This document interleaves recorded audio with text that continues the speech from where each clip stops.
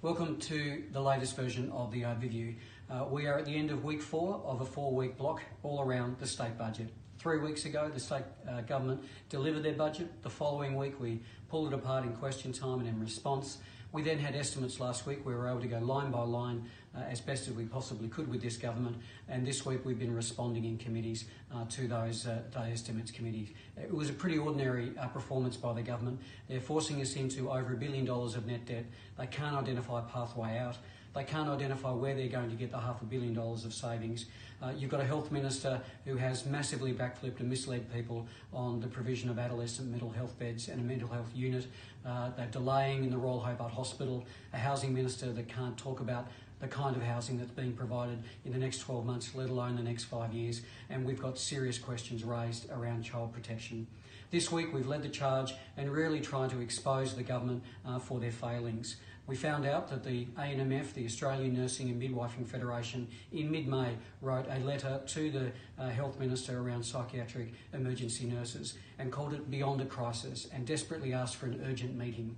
We found out that the Minister failed to respond to that letter and failed to meet the deadline that the nurses asked. The nurses then had to write to the Premier directly to ask for assistance on the 6th of June because they couldn't get a response from the Health Minister.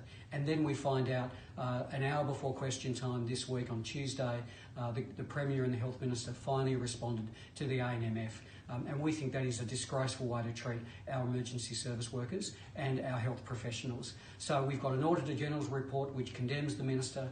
We've got paramedics, we've got nurses, we've got health professionals all calling out a change in leadership of health management in Tasmania, and therefore we moved a series of no confidence motions in the Minister.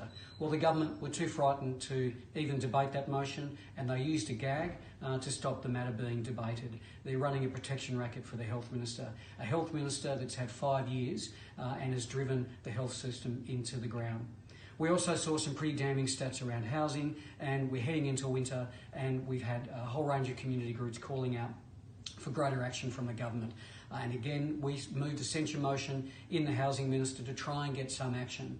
We've had a significant increase in waiting times for public housing. It takes now over a year to get access to a public housing. We know that the lists have blown out to over 3,200 people, and 75% of those people are considered high risk. So housing is in crisis, health is in crisis, and this government, apart from a mantra around a strong economy, despite having the highest unemployment in the country, is really ignoring the needs of the Tasmanian community.